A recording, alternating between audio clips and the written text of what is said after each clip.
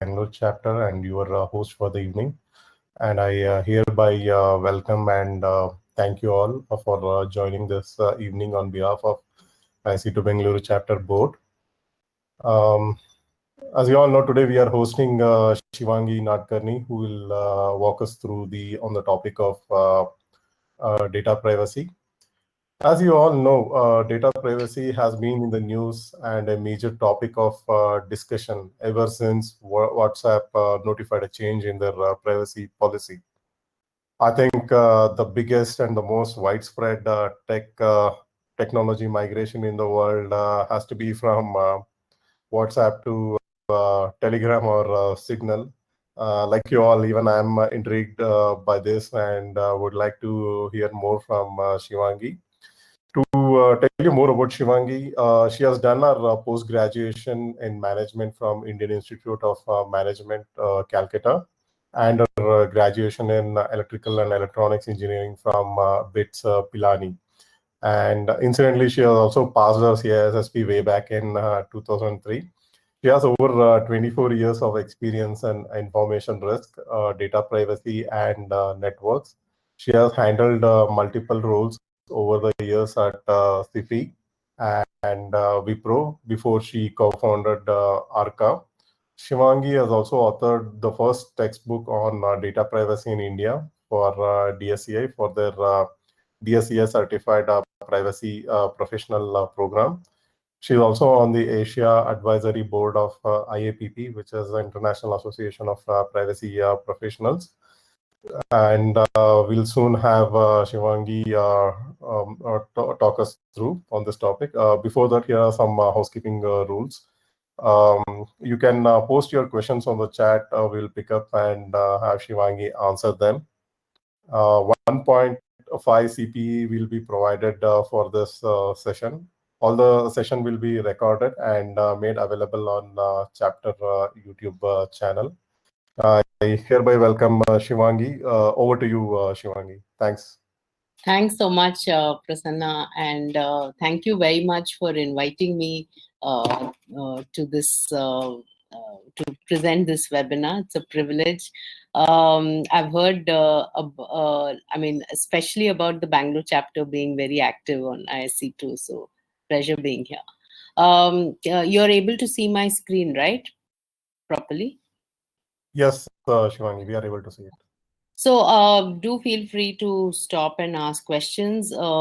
It's when I'm presenting to an august audience like this, who are, you know, all of you are experts in security. Sometimes it's hard to figure out where to peg the presentation, but I'm still, you know, making an attempt. So if some of this is very obvious and basic to some of you, please excuse and be patient. Okay. So one way of you know, looking at risk to data is that, you know, one thing that all of us from the infosec world are very familiar with, right? The whole CIA approach about confidentiality, not getting into wrong hands, not being tampered, being available, etc. But there is an other type of risk associated with data, which is becoming more and more critical today, which is about wrong usage or inappropriate usage of data by legitimate actors. And that doesn't get covered by the infosec program of an organization. And you know, so the first part typically is handled by an infosec program.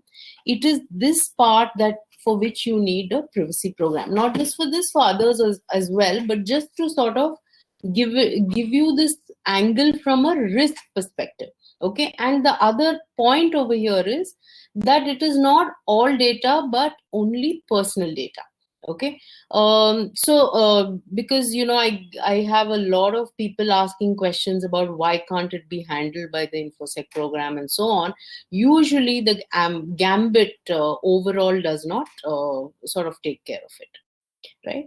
Then there's another way of looking at risk, and one is what I call you know, risk from what is known as above the board or legitimate activities, so to say. And then there are risks that arise from below the line or criminal activities. Again, like below the line falls into the ambit of cybercrime. We're all very aware of it. What are these risks that arise from above board legitimate activities is what we'll focus on today. Okay. So, as individuals, we all interact online, right? What do we do when we interact with, let's say, a digital property? And when I say a digital property, I mean, it could be a mobile app, it could be a website, it could be any smart device also, for example, all of whom collect, use, and disclose your personal data, right? But when you interact with any of these, you end up giving two things. You give your attention, first of all, and you give out a host of your data, right? Now, these properties in turn share this with the whole, advertising ecosystem. I'm calling it the ad ecosystem for ease of use, but it's a huge ecosystem of advertisers, trackers, profilers, etc. And this ad ecosystem in turn gives back payments as well as advertisements to that digital property, which in turn comes to you in the form of basically a service or a product on which some of these ads ride, right? Now, and therefore, in effect, the ad ecosystem has access to you. Okay, the service or product can be paid and it can be free. Free, we are all very much aware of, right? I mean, everything that we use for free today, whether it's Gmail, whether it's search, whether it is social media, free apps of any kind. All of us know that when something is free, then we are the product, right? So that's exactly what happens when you get a free service. Lot of times even the paid services end up having some sort of this embedded in it as well. Okay, so what? So in effect, no matter what we do online, we end up creating digital footprints. I mean, what you browse, what you order to eat, where you go, who you like, who you chat with, uh, read, what you own, music you listen to, even you drive, you have smart cars today, shop, so and so on. All of that data is created, collected, analyzed, organized by algorithms, and ultimately your digital footprint gets created, right? So what? Like, what's the big deal if there's a digital footprint, right? So the point is, it's not static. It is continuously added and enriched with time and usage. And all of us are online all the time. The moment you have your mobile phone on next to you, you are online effectively, even if you're not doing anything, right? This is again generated by multiple entities. It's fed into the vast ecosystem. It is combined with vast troves of offline data as well. And it is fed back to those same entities who are interacting with you, for one, and it is fed into various other entities as well. The same entities who are interacting with you, who use this to give you content based on your profile. That's why you get suggestions, you get similar items, you get recommendations. All of them are fed by this enriched data that keeps coming back to them, right? And it's like a circle that goes on and on and on, right? Again, so what? Because there are benefits, right, to seeing what comes back to you, what are suggestions, recommendations, and so on. The challenge is that over a period of time, we start operating in what are known as echo chambers, right? Echo chambers, as in you keep hearing the same thing again and again. And we keep seeing only what is known as our type of content, right? News that is tailored to our likes and preferences, opinion pieces that kind of echo the opinion that we have. We stop seeing contradictory opinions, right? We keep seeing music, videos, books, TV shows, etc., all of which that reinforces our ideas and beliefs. Now, contrast this with, let's say, when you read a newspaper, you get all kinds of articles. You're not choosing. Some you may agree with, some you may not agree with, something which may be completely anti your belief, but you still get to see them. But in the online world, thanks to a lot of this being tailored, you keep seeing what you are used to. Okay. And over a period of time, this is used to shape our ideas, views, political beliefs, ideological beliefs, leading to huge, rifts in society and chasms in society, which greatly influence our behavior over time. And that is the worrisome part. It is not about the ads that are serving us, right? And 4 years ago, when the Cambridge Analytica scandal broke, and Christopher Wiley, who wrote his, who was the whistleblower who wrote his book, and there's a, I'm sure some of you have seen the documentary on that as well, has explained very clearly how 4 years ago they influenced the US presidential elections and Brexit. So imagine now where things are far, far more sophisticated and what can happen. Okay.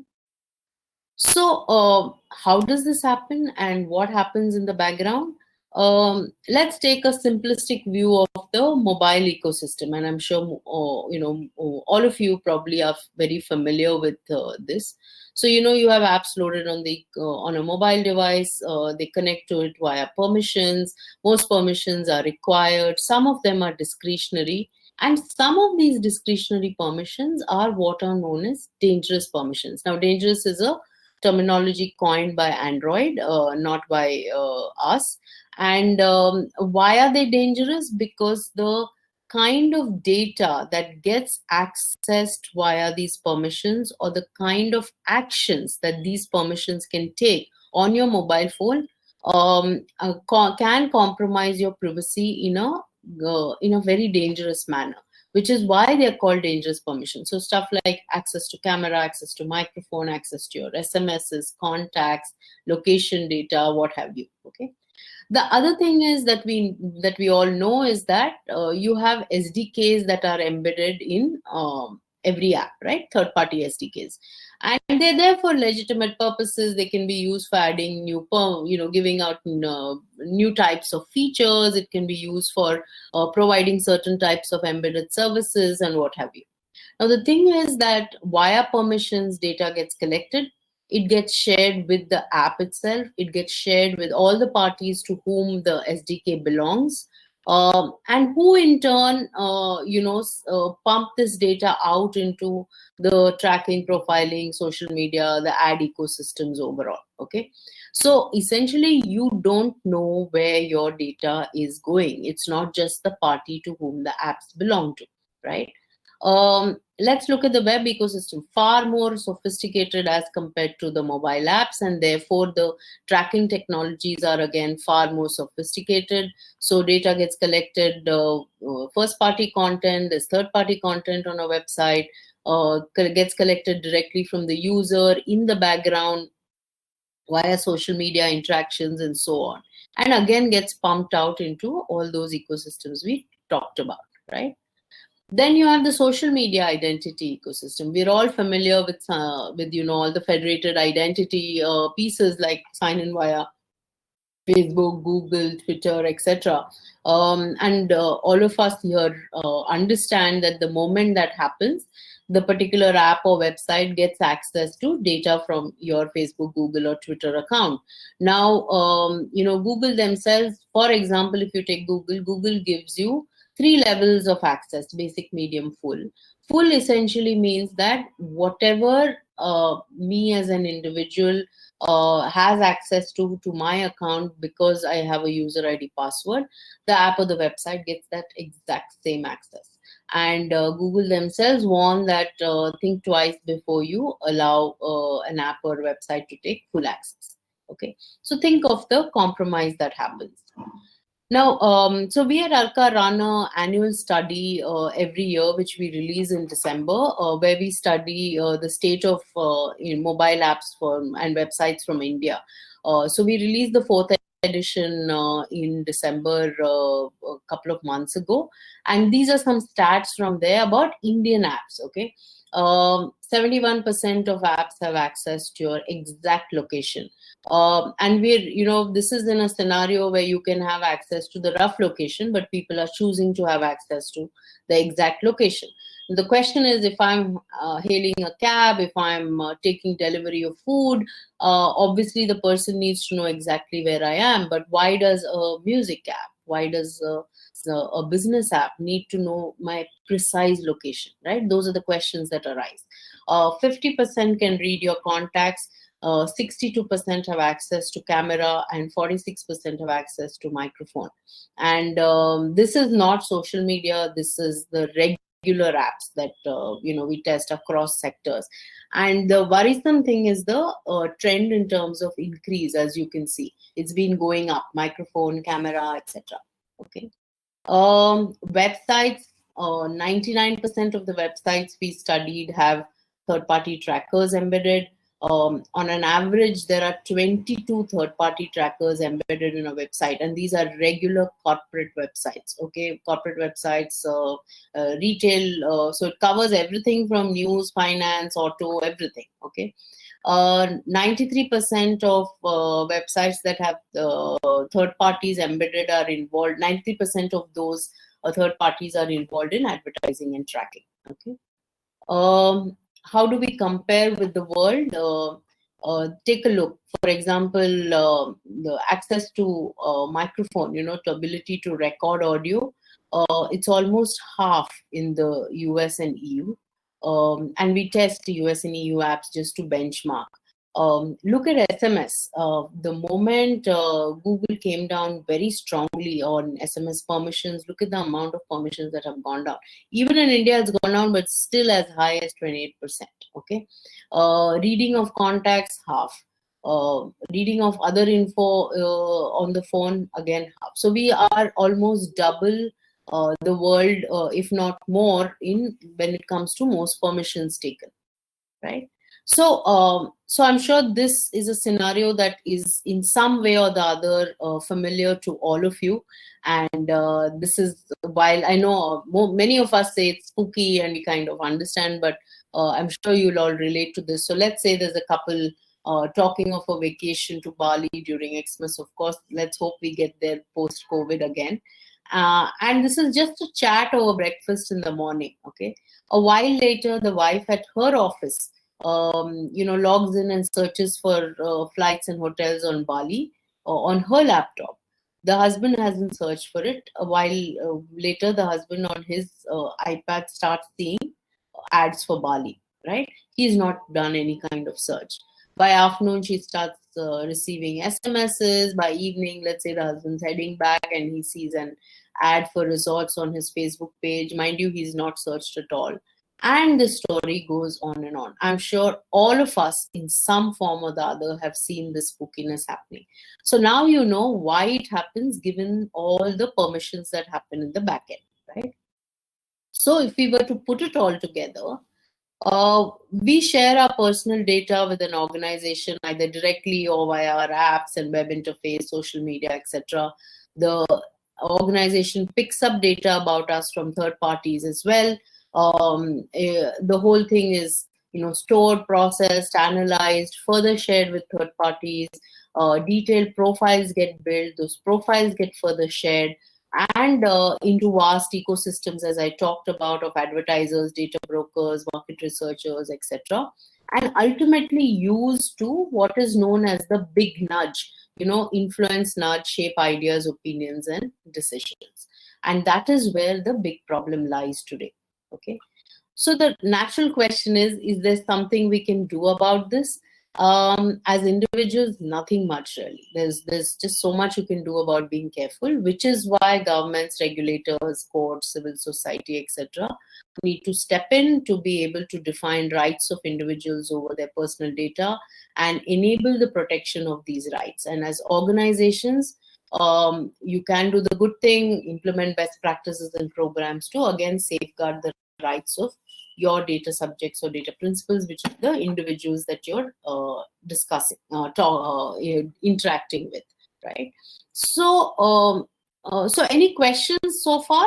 Anybody has, or any inputs? Yeah, we have a couple Sure. One is using way DuckDuckGo also send or sell our data. No, so DuckDuckGo says that they don't collect and share data further. Their whole, they're all focused on saying they're a privacy-friendly browser. So yeah, I mean, you can use DuckDuckGo for sure. Okay. And another question is when we log in with Google account to other websites, what information is actually shared by Google to the third party? Is it only the identity or the credentials for logging in or any additional data? Oh, it can be multiple. Depends on how you're logging in. Are you logging in via the web? Are you logging in via an app? If you go to, let's say, for example, the Gmail app and take a look at all the data that is shared, I mean, it is humongous, the amounts of data that data points that get shared with them. It's not just about what you do, but a lot of past history, a lot of data gets collected. Now, how much gets shared will vary from site to site, from property to property. Different things get shared with different people. That's their back end deals that we are not privy to. Okay. Okay. A follow-up on this is can't we turn off these permissions and also limit how much of our data is collected?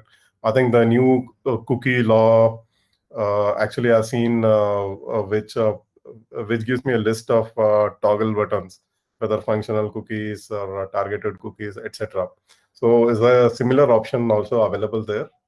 Yes, of course. So you can obviously turn off certain cookies on a web interface, but there are other means of tracking. Then there are on the mobile interface, of course, you have permissions, and of course, you can turn off those permissions, and that's what we always, tell people.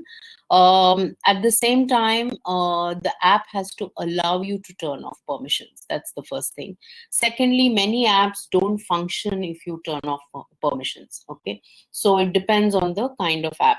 Of course, because in India it's the equivalent of the Wild West. There is nobody overseeing. If you saw the contrasting figures for the EU and US, especially EU, they're so low because you have a law that sort of governs this. So yeah, turning off permissions, of course, without saying you must turn them off wherever you have an option to turn off. Sure. Okay. We are having we're getting series of questions. So one is quite interesting. So Okay. why is the government agencies taking time to implement privacy laws in India? What's your thoughts on this? Okay, we'll hold that question and address it towards the end on the law. Okay, cool. I Okay. think we can continue then. Okay. Fine. Yeah. Uh, so we've talked about what is going on, right? So then what is data privacy? Um, so what is at the core of data privacy is that is only personal data. So that's the first thing that we need to understand. Personal data can be referred to as personal information or personally identifiable information, PII. They're all used interchangeably, but essentially this is what is at the core. Why is this important? Is because as an organization, you deal with all kinds of data, right? Not just personal data. And when you run infosec programs, you run the infosec program for all data in the organization. But when you run the privacy program, it is only specific to personal data. So that's the first thing we need to take in mind. Second, because it's focused on personal data, let's understand what we mean by personal data, right? So the key, so our understanding till date, intuitively, if you ask anybody, what do you mean by personal data? We will intuitively say that it is demographic, identity data, financial data, health data, even stuff like, our personal beliefs, criminal history, etc. Right? Now, all of this is what we like to call above the surface data, okay, which is something which all of us understand. However, the definition of personal data today has expanded to what we like to call below the surface data. Data like device identifiers, online identifiers, cookies, location data, RFID tags, social media markers, data that is thrown out as a result of analytics and big data that comes out of sensors. All of this is today considered personal data. Now, why is it considered personal data? Because the key aspect of a PD or a personal data element is what is known as identifiability of an individual. So the potential to identify an individual is what determines whether a data element is a personal data element or not. So it doesn't matter if the data element by itself can identify an individual or not. If it can potentially identify, it is considered personal data. So for example, IP addresses, right? Maybe an IP address standalone may not identify you, but when it is combined with something else, it certainly can. Right? So all of this today is considered personal data, and it's very important to understand what comes under the ambit of personal data, because it influences the rest of your program. Okay. So therefore, what is data privacy? And this is something which, in the early years, we had kind of struggled with to give that 2-minute elevator pitch. And so this is how I like to explain it. Okay, so let's say as an individual, I'm dealing with an organization. Let's say it's a bank or a telecom company. I'm deliberately not taking the social media examples. Okay, in return, I am expected to enjoy certain rights and privileges. Now, I'm using the word rights very loosely, not from a legal sense. Okay, some of these are what are called related to data privacy. So, for example, what is my personal data being used for? Is the personal data that you're collecting from me really required to sell me that product or service? Okay, for example, if I'm I go into a Bata store, and while I'm billing for the shoes I have picked up, if my mobile number is asked for, is it really required for me to pick up to buy a pair of shoes? Those are the questions you have, right? Is it being shared with a third party without my knowledge? How can I access and make corrections as and when required? Are you taking my consent to do whatever you want to do with my personal data, right? Am I being profiled and tracked? And are you protecting it properly? This last thing I have highlighted because the last bit is what data security is all about, right? Protecting the data, ensuring the security of the data. But privacy is all of this, including ensuring security of the data. We've often seen people use the term data security and privacy, toggling the two, using them loosely as equivalent of each other. But please be cognizant that securing the data is one of the aspects of ensuring privacy around data. Okay. And there are so many more rights and privileges. As you get into the depth, you will understand. This is just to give you a flavor so that you understand what privacy is all about. Okay. So let's look at it from just a quick one. So each of these are enshrined in what are called, they're all called principles around privacy, and any of you who have done a deep dive course in privacy would have covered what are the basic principles and rights in under privacy. And these principles and rights are enshrined in laws and regulations. Okay. Globally, almost every country in the world, I would say about 80% of the countries in the world have a privacy law or has a law which is in the works. Okay. The GDPR has been a game changer passed in 2016. Why was it a game changer? Because it was a law that looked at privacy grounds up again, keeping the current reality in mind, and it completely changed the name of the game. So, many things like it suddenly made companies that were not present in the EU but dealing with EU residents accountable. And most importantly, it completely overturned the way penalties are looked at. They're looking at 2 to 4% of global turnover of an organization. And that has been what has, one of the major turning points to do with privacy in the world. Today, more and more laws are being changed to what we call, GDPRization of laws that is happening. Okay. What's happening in India? We all know that back in 2017, the Supreme Court passed a judgment that privacy is a fundamental right. I just want to take a minute here to say that we need to be, we need to take pride in the fact that it is a fundamental right, because it is not a fundamental right in many countries. For example, in the US, privacy is not a fundamental right. Okay. Then you had the Justice Sri Krishna committee that released a draft bill in December of 2019. Earlier in August of 2019, then a version of that was introduced in Parliament in December 2019. It went to a JPC, which was headed by Meenakshi Lekhi, who was supposed to, there were delays. She herself was down with COVID. It was supposed to be presented to Parliament in this session. I was on a panel with her a month or so ago. She said they are definitely putting it out to, or presenting it to Parliament, hopefully in the second half. So let's hope and see what happens.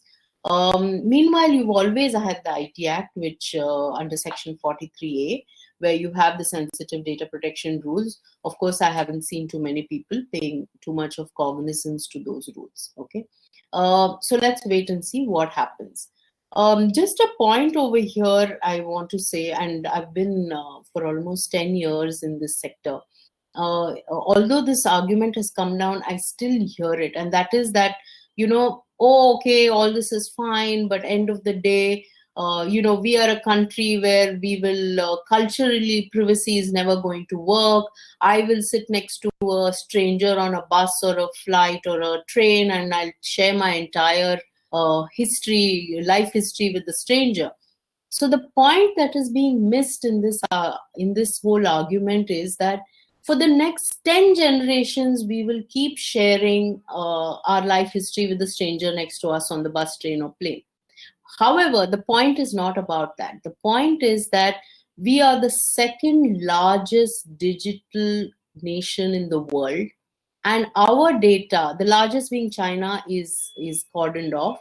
So ours is the only country of its size where our data is available for the whole world to do whatever they feel like with it. And that is what the battle is about. It is not about what happens culturally, right? So I don't think that argument should be there about, what will happen, what will not happen. It is finally a fight for the data that happens. Okay.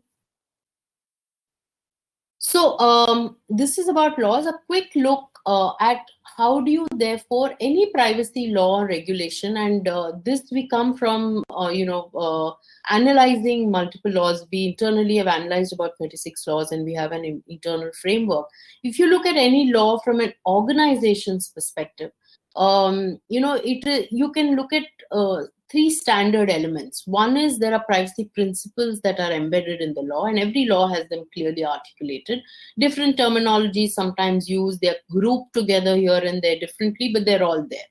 Second, you have something called data subject rights.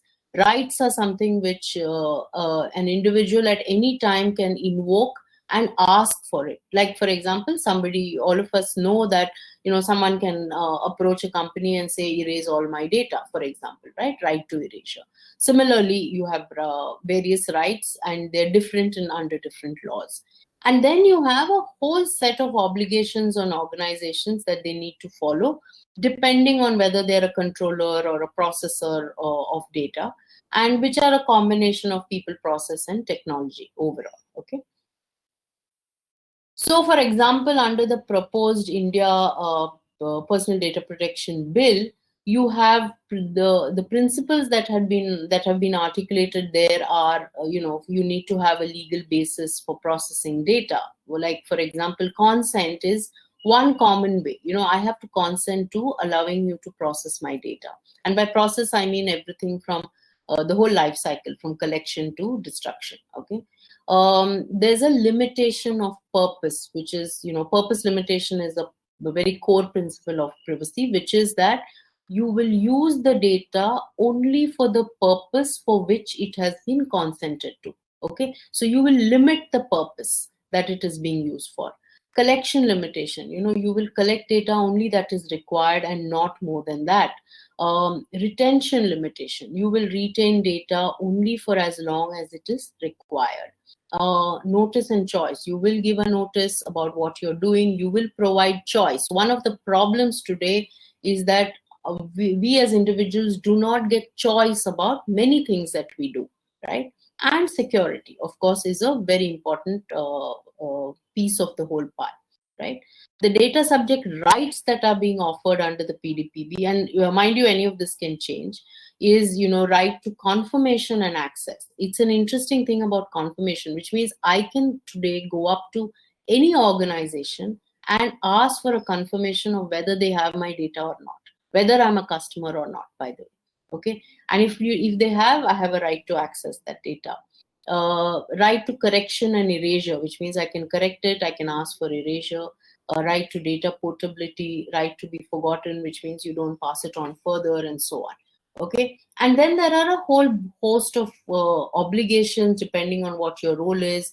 A big one coming, which will impact the whole infosec community, and what I call open up a lot of opportunities, is breach notification, which is that you have to notify any breaches that may happen. Today, we don't have a breach notification law, except in certain circles, like in banking, certain types of breaches have to be notified. But otherwise, as far as I know, there aren't any clear breach notification laws required, which is why a lot of breaches just don't get talked about, right?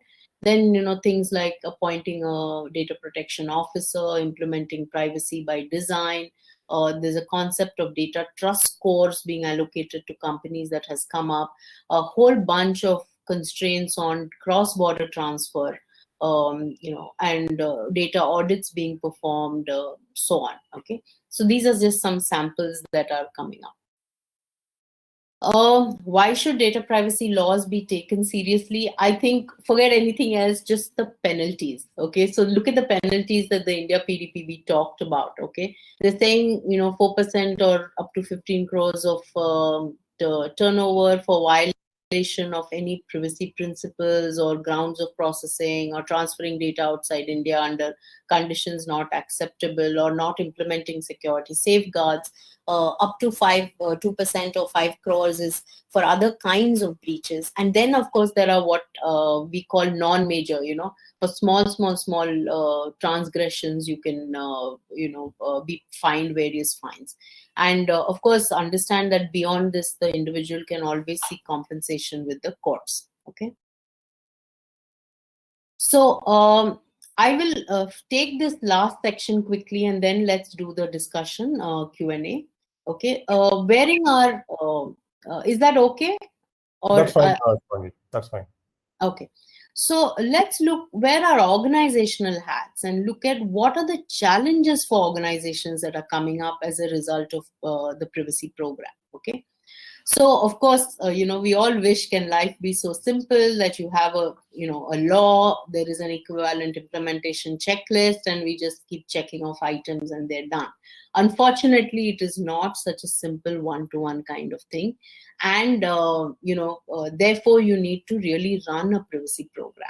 Okay, so you essentially need structured frameworks, and all of us here from the infosec world understand the value of frameworks, right? So just as you have frameworks along in infosec, you have certain data privacy specific frameworks as well as standards. So you have the DSCI, which is the NASCOM DSCI privacy framework, DPF, which is specially designed for a privacy program. You have BS 10012, which is a standard, which is now very, very oriented to GDPR. Then you have the ISO 27701, which is an add-on to 27001, which was released in August of 2019. It's a recent standard. Then you have the NIST in the US, which has its own privacy framework. Okay. Then, of course, you have indirect frameworks which are adapted to privacy. So I know people have used, for example, adapted COBIT, etc., to for privacy. Okay, so then you have direct and indirect. But the bottom line is you need a framework to implement a program. I'm just giving you a glimpse of how the DSCI privacy framework looks. There are 9 modules. I've just come off a 3-day program where I'm a faculty on training on this, where you need to build what is called visibility over the personal information, which is basically building that map of what is going on with data and then adding different modules to it. Okay. Essentially, the bottom line is, just like in security, to run a security program, you need to understand what are your assets, without which you cannot build the controls required and understand risk. Similarly, in privacy, if you do not understand what is going on with personal data, what is the personal data you're dealing with, you cannot build the rest of the thing, right? So like in finance, they say follow the money. In privacy, we say follow the personal data. Okay, so essentially get a detailed understanding of what is going on with personal data in the organization. That provides you the foundation. On this, you overlay the laws and standards that are applicable to your setup, so that you understand what needs to be done. You get a clear idea of view of gaps. Okay. So when we're talking of personal data, let's understand once again how personal data reaches an organization, right? So one is what, as an individual, I would provide, right? Knowingly provide. You fill an online form or you submit paper documents. There are different ways you provide data. Then there's observed data about me, right? So what is recorded automatically, online cookies, sensors when you walk past, or CCTVs recording videos. All of that is observed data. Then you have data that gets generated about you within the organization. Transaction logs, account statements, user logs. All of this is personal data that gets generated within. Why is it important to understand that when you're building your personal data map, remember, you don't just stop with the first column, because that's what you tend to intuitively do. Understand that there's data everywhere else as well. Okay. Then there's data that is derived or inferred, as a result of analytics, AI, ML, etc. For example, a user's credit risk score based on spending patterns across and savings across products is also personal data belonging to that user. Okay. And then, of course, data that's gathered from third parties. I mean, humongous amounts of data that come to an organization about individuals from third parties. Okay. Important to know that the users typically know only about the first, and typically users are not aware of other ways in which a company carries data about them. Okay. So what does detailed understanding of data include? Everything from type and form, purpose for which it has been collected, how is it being used, where is it and how is it being stored, how is it being transmitted, where is it being transmitted to, underlying systems involved, third parties involved, characteristics of the environment. All of this detailed understanding is required, because only then you can put the various controls required for you to be able to comply with a law. Okay. Other major challenges is what I like to say. One is, this whole data minimization and collection limitation principle, which is basically saying collect only what you need, which involves a major mindset flip in the overall organization itself. Because till date, nobody has asked an organization, why are you collecting the data, right? And most of us tend to collect as much data as we can, not with any malicious intent. It is more to say that I don't know when it may come into use. I don't know what we may end up using it for. Let's just collect if we can, right? Now, from that mindset, we are asking organizations to move to a mindset where you go into the whole minimalistic mode. And that means that is really a complete mindset flip. I've sat through so many meetings over the last 5 years. We've been actively implementing privacy programs where people have come back and said, oh, aap log to hamara dhanda band kar doge, and stuff like that. Okay, this really brings out very guttural reactions from people, and this is going to be a hard problem to solve. The second is purpose and usage. till date, no serious attention has been paid within organizations as to what is the purpose for which data has been collected and how it is being used, as long as it's being done legitimately. So, for example, let's say, let's say in a banking scenario, nobody's really thinking twice of saying that, hey, let's see whether this XYZ person has money in the bank, and therefore should we recommend a investment product. I mean, there's a lot of antics that go behind analyzing some of this data and being used for targeting customers based on that. Now is coming along a regime which says, hey, you cannot do that if the user has not agreed to. So that whole thing comes around, how do you monitor purpose and how do you control the usage of data based on that? And remember, this is very closely tied to choice. So me as a user may love to get ads and promotions and special deals. So I may say, hey, go ahead, I'll consent, and say, go ahead and send me all the mailers that you do. But somebody else may say, no, I don't want anything, don't use my data for anything else. The point is, today we don't have a choice, but tomorrow we have to be given that choice.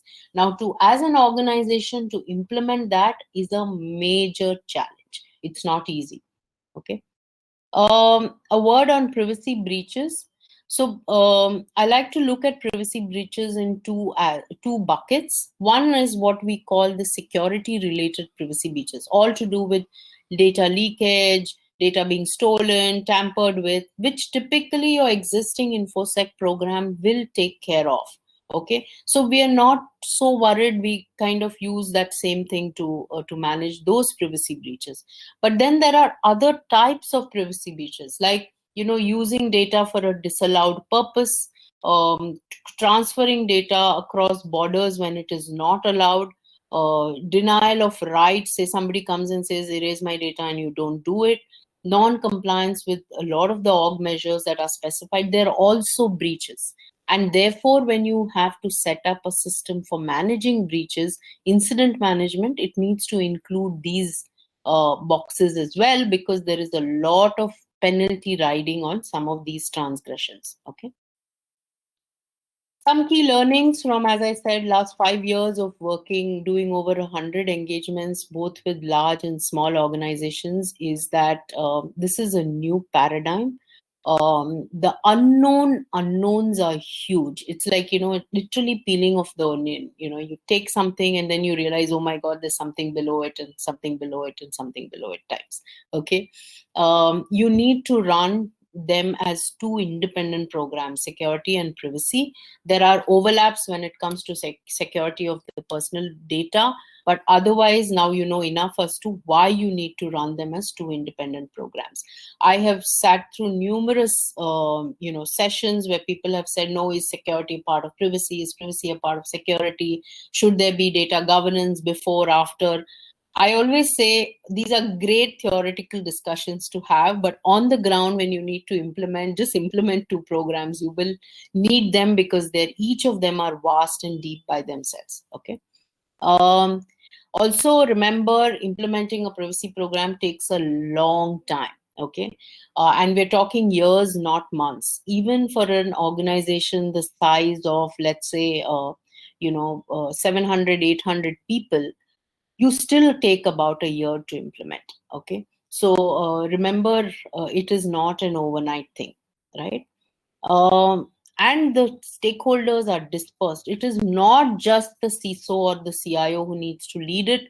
You need equal involvement from legal, from risk and compliance, from the business teams involved, all of them. Anybody who touches personal data is involved in the successful rolling out of a privacy program. Okay, just very, very high level key learnings I thought I'll share with you.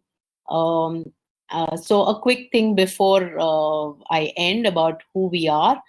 So I'm the co-founder and CEO of Arca. I've co-founded this company with Samir Anja. He's ex-KPMG. We work in two focus areas, InfoSec and privacy. Been one of the early entrants in the privacy domain. Our journey has been fairly since 2012. We worked for the longest time. Our only client used to be DSCI. Worked with them to develop 2 certifications, continued to be faculty on the program, authored a textbook for one of the program. We kickstarted our consulting practice way back in 2015. Our first client was actually HDFC Bank.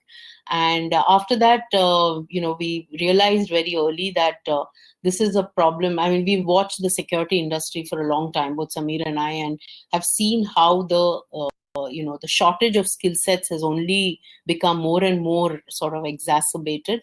And in privacy, though, we've hardly anybody who understands the whole thing. So we realized that we need to figure out a way of making this work, and therefore we started building the Arca privacy platform. We launched it about a year and a half back. Today, it is the only privacy management platform outside of North America. And we also run a lab where we do testing of digital products. We bring out that annual report I talked about. We have a separate service for SMBs specifically, which we run off the platform and work like virtual CISOs and DPOs for them. And we have an academy where we do training for accredited partners for both DSCI and IAPP, which is the world's largest body for privacy. I sit on the Asia Advisory Board as well for that. Okay, so that was a quick overview of what we do. I'm done. I can now handle all questions. Thanks, Shivangi. We have questions that have already reached double digits. Okay. I would like to, yeah, I would like to go back to that question. Like, why is the government agencies taking time to implement privacy laws in India? And what's your thoughts on this? Okay. So as I said, it's become something which is what I like to call a battle for the data of Indians. Okay, it is not so much about privacy anymore, and there's a lot at stake. It is being used as an instrument for trade negotiations with countries.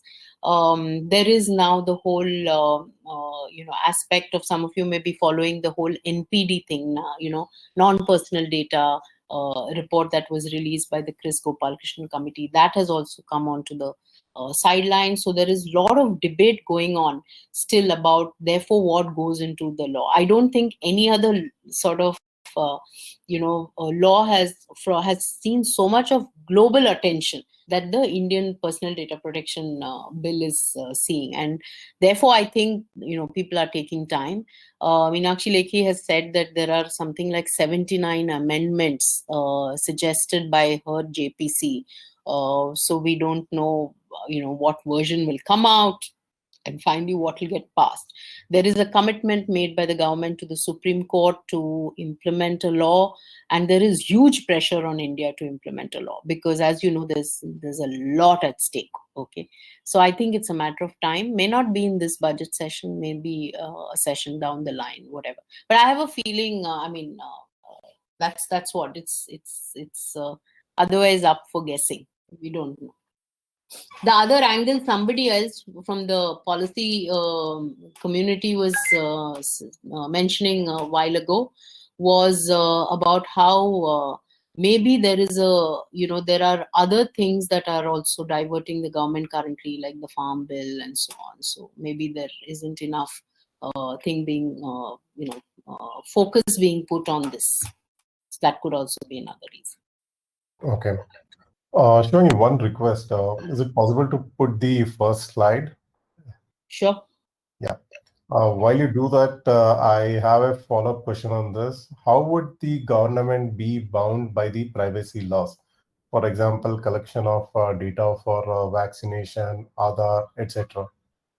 Yes, the government will come under the ambit of the new law, and therefore any personal data that the government collects will come under the ambit. So therefore all this that is coming under Aadhaar, and in fact the privacy judgment was prompted by Aadhaar, as you all know, and what is being collected for vaccination and all of that will come. But right now we don't have a law, so we don't know how the whole thing is going to be handled. Okay. So there was a question which says like there has been a number of data breaches in India, companies ranging from Dunzo, Paytm, Airtel, Big Basket, but there has been a lack of accountability from their end. How can we change this attitude? And as customers, what can we do? Will this data privacy bills or the law will help us? Certainly, I think the law will certainly help because it will first of all make data breaches declaration mandatory, and therefore a lot of this will, and you will have therefore recourse to taking certain action. For example, you can, there are lots of provisions by which you can take a lot of things to court. Today, I don't think there is, if there are any lawyers, they will be able to shine a brighter light on this, but I don't think today we have any recourse as individuals for data getting leaked out by any of these large breaches that we hear about. Okay. Is there anything that is specific to medical data, or is it also in the ambit of the bill? So that is in the ambit of the bill, because the bill concerns all personal data. So there was some of you may have heard of this initiative called Disha, which was a bill under the Ministry of Health and Family Welfare. They had come out with a bill, but that was put on the back burner because they said that there's no point coming up with the individual bill, because this law is going to be a horizontal one covering all personal data. So under that, you can expect different industries and different verticals to come up with their own, codes of practice, which will be specific to that particular sector. So, for healthcare, we will have hopefully something which the healthcare industry will come up with. Okay. There's a question which says, was the WhatsApp change in privacy aimed at beating the upcoming personal data protection bill? Would the PDPB therefore be retrospective? No, I don't think the bill will be retrospective. I don't think the two are connected. I think the WhatsApp thing was, basically they're just being transparent about what was being done. Okay, and I think a lot of that is being dictated by what is going on with Facebook and WhatsApp globally. They're under a lot of pressure from regulators globally. They're facing a lot of flack and heat from the FTC in the US. Post the elections in the US, there's been a lot of flack. They're facing a lot of flack, from European regulators, from Australia, who has just threatened to ban them, stuff like that. So just that, because WhatsApp is has such a large penetration in India, I think it got a lot of publicity, and of course now the courts have come down asking them to justify, because there's no law, right? So the courts have done something suo moto on this. Okay. Oh, this is a very interesting question, which goes like this. I have visited the doctor last week for my shoulder pain. I Mm-hmm. haven't visited any websites or discussed with anyone, but I see in my YouTube videos of exercises for shoulder pain. Is it possible that they would have this info tracked? They may have, or you may have discussed it, talked about it, about a visit to the doctor. You may have put it in your calendar, and some of the apps on your phone may have picked it up. Or you may have had a conversation at home and you would have had apps with audio permission who may have recorded it. So I don't think it may be actually the doctor's clinic which may have done anything. It will finally be you and your apps on your device. Okay, cool. And if you There's a have something question. like, Google Home or one of the other speakers, intelligent speakers at home, then you have to be extra careful. In my opinion, they're one of the most dangerous because they're listening in all the time. Yeah, could be something like a Siri or a Alexa, which would have picked it. Yes. Okay, so the next question is what threat we can face due to lack of data privacy? So complete intrusion of your life, right? And complete ruling. We just talked about how it can completely influence what you do on a day-to-day basis.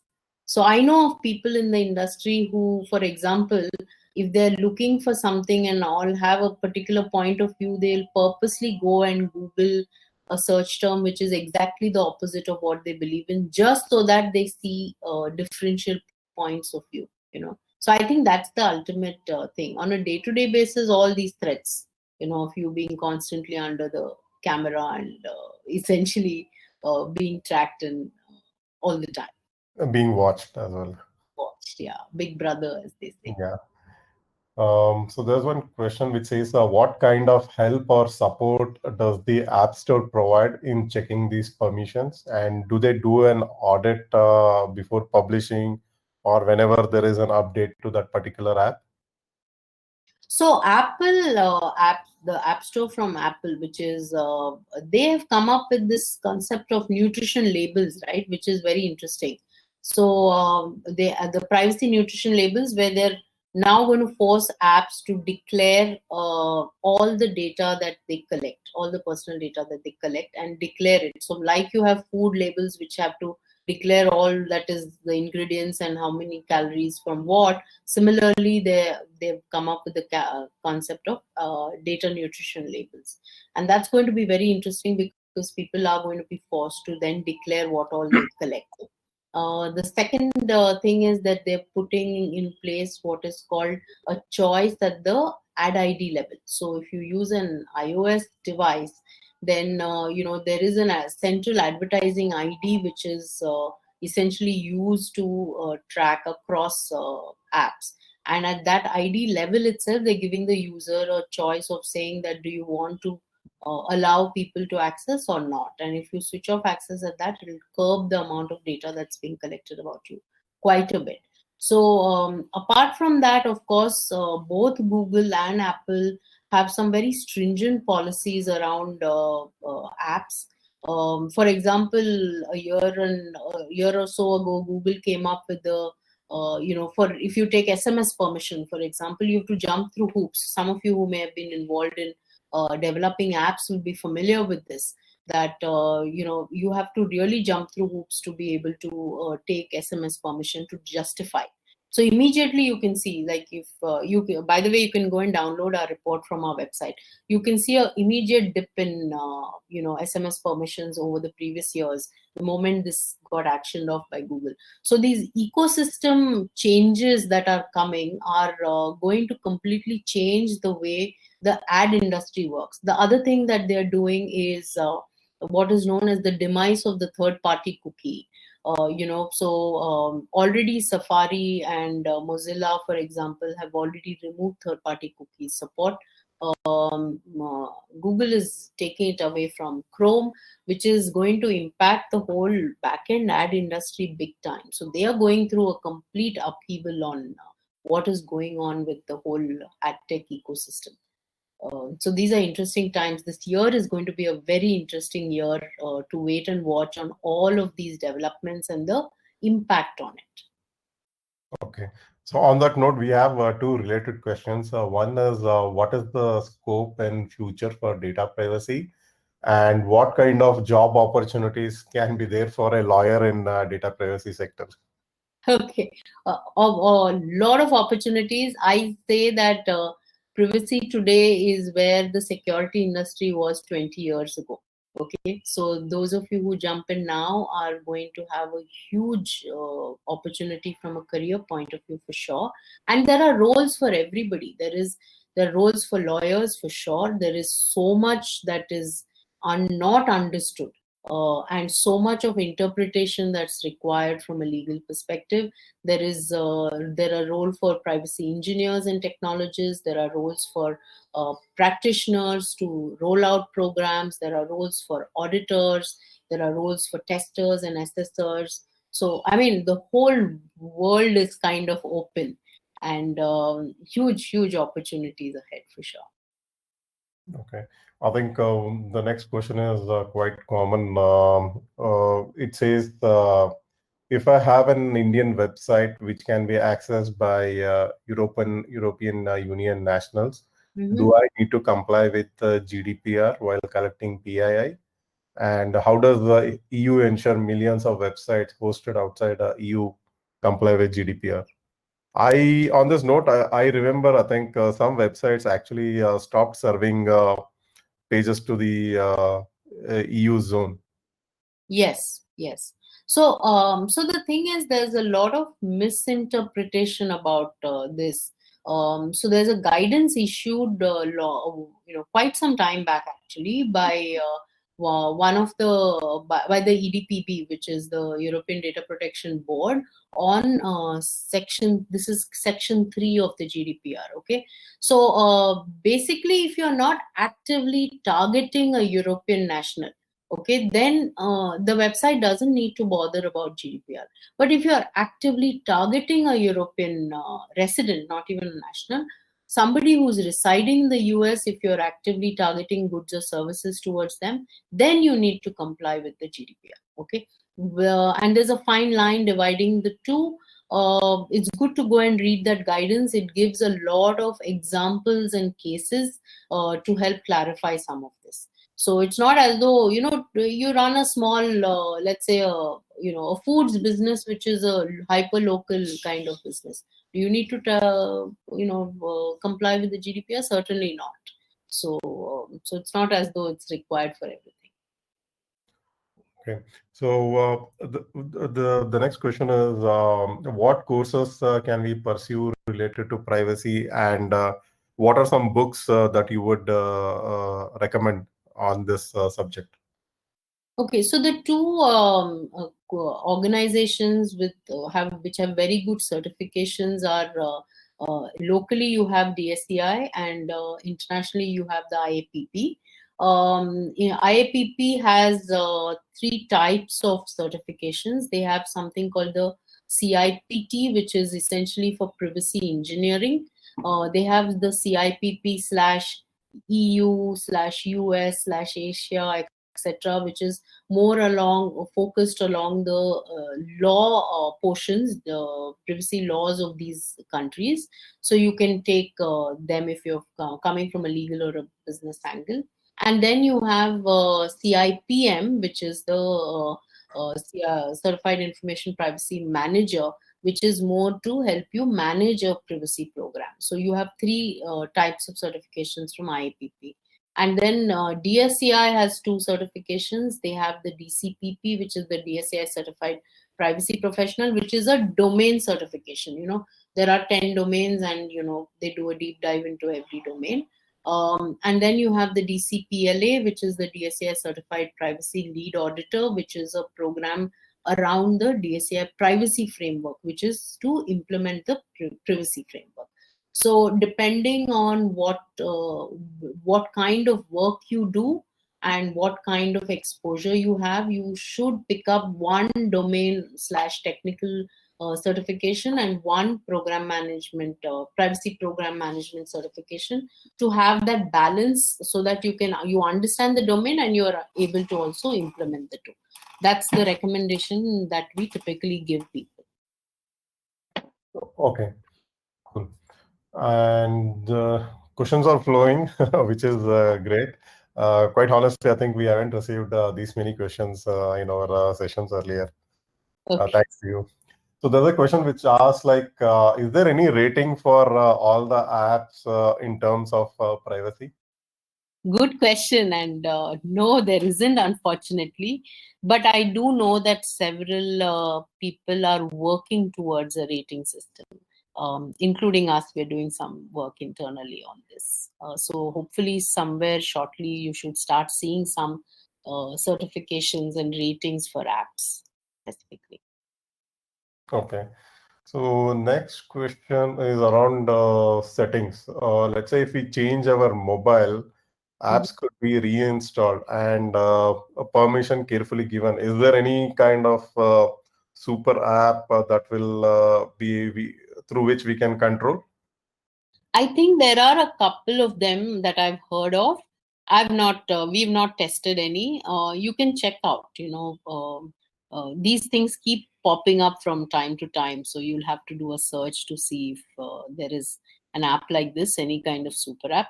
Having said that, I think the best way to manage is to reduce the number of apps on your phone. So just keep the ones you regularly use and please delete the ones you don't. You can always reinstall. So I always give that advice. Please spring clean your apps. Cool. Yeah, on that note, I remember when I was using a third party or an open source ROM called as CyanogenMod. There used to be an app called as Privacy Guard, through Hmm. which I could granularly control what app had what level of permissions. Okay, okay, yeah. So yeah, I mean, obviously this is a hot area, right? So you will keep seeing stuff coming up. So there's one question on how to best configure security and privacy settings in browsers. Well, there are lots of settings depending on which browser you use, what add-ons you have. You will find stuff on the net. We don't have a guide out or anything which an end user needs, but it's very different for different browsers. Okay. And do you prefer iPhones over Android in terms of privacy? What's your thought on this? See, it's not as though Android, there's a lot happening as well. And secondly, a lot of people are under this misconception that if you have an iOS phone, you're set. Please understand that while at the iOS level, a lot of controls are being put in place. Finally, end of the day, there's only so much can be done, and the individual apps can do whatever they feel like. So don't be in quote smug if you have an iOS device. That's the first thing. Secondly, Android, there's lots happening currently. The only core difference is that because the Android is part of the Google ecosystem, data is capable of being looked at uh, as part of the overall ecosystem. So there are certain I would say risks involved. But having said that, I mean, it's a question of what is affordable and what is suitable for you, right? You can't just take a stance one way or the other. Hmm. Now we have a question which is slightly on the other side. So the question goes like this. Let's say we can create our own videos in YouTube channels where I get millions of views. How do Mhm. I protect my data in these videos so that others will not replicate or copy my content? So I think YouTube has some settings where they allow you to do exercise some kind of control, right? Beyond that, I mean, I, it's like an IP protection. How do you exercise it beyond a point is very particular and very specific to the app. I do know, for example, you can restrict access, you can keep it for your, but if it's a public video, there are lots of things that YouTube does. You'll have to deep dive into the specifics that they offer. I'm not an expert in YouTube, so I can't tell you. Right. And any books that people can refer to stay ahead of the curve? I would say more than books, because you have textbooks available with all these certifications and all that. But this domain is very fast evolving, right? So while the textbooks will be at a overall, let's say, a framework level or a concept level, to keep track of what's happening, there are you have to find, like in security, right? You end of the day, you have your 2 3 websites that give you your source of the latest that's going on. Similarly, you have to find out certain sites and kind of keep up with what's happening there. I personally, we keep a track of what's happening through the IAPP website for sure. And also, I use the good old traditional method of putting certain Google alerts and getting alerts and on the in my mail and looking up, because I mean, before you know it, things are changing. So it's very hard to keep up. Okay. So what would be your predictions for 2021? Would there be a paradigm shift? See, we have two kind of ecosystems. One that is driven by ads and which is free, and the other one is mostly on the subscription. So any predictions or any major shifts that is going to happen? Yes, you can expect a lot of changes in this coming year, 2021. As I said, multiple things are happening simultaneously. One, as I said, Google and Apple are bringing out, major changes, like this whole erasure of third-party cookies, the Apple privacy framework, and stuff like that. Then you have regulators who are taking a lot of action. So one of the core things at the back end of the ad tech ecosystem is something called real-time bidding, or RTB. And there was investigation into the whole concept of RTB. The concept of RTB basically means that if I, let's say, type for, let's say, shoes, and the reason you see an ad within a few seconds around shoes is because at the back end there has been bidding happening for your kind of profile searching for shoes. Okay. And therefore you see that. Now, this real time bidding system is being questioned by some regulators led by the UK's ICO. So, that's going to see a ripple effect. There is a lot of civil society actions that are happening, which in different parts of the world. You have in Australia, the Australia regulators, another very, very active one. So you're beginning to see some changes there. As we speak, there is stuff going on around them threatening, saying that they're threatening Facebook. Facebook is threatening them back, saying we'll walk out of the country. So we'll have to wait and watch and see how that develops. So many, many things going on. And I think it'll all sort of coalesce and come together. We have to, as consumers, keep the faith that whatever happens will happen, keeping the consumer's interest in mind, ultimately. Cool. Thanks, Shivangi. This was a wonderful session, and personally for me, this was of great learning, and I'm sure it was very enriching for all the users. Thanks again. Thank you. My pleasure, and thank you once again for inviting me for this session. Cool. Before we end, here are a couple of announcements for all the people who have joined the webinar. Firstly, we encourage all the attendees to join the ISC2 Bangalore chapter. We do conduct a lot of events. In fact, another webinar is around the corner on 25th. We will have Dr. Ardal Uskaya, who's the Regional Information Security Officer at Stanchart, talk on cybersecurity landscapes of 2021. Also, we have training vouchers worth USD $120, which we would announce the winners of the training vouchers by tomorrow. And the details of the membership, how to become a member of ISC2 Bangalore chapter will be broadcast shortly. And with that, I would like to close the webinar, and thanks everyone once again for spending a time on a weekend. I'm sure you'd love to spend it with family and friends, but I hope this was of great learning, and there were a lot of takeaways for you. Thanks again.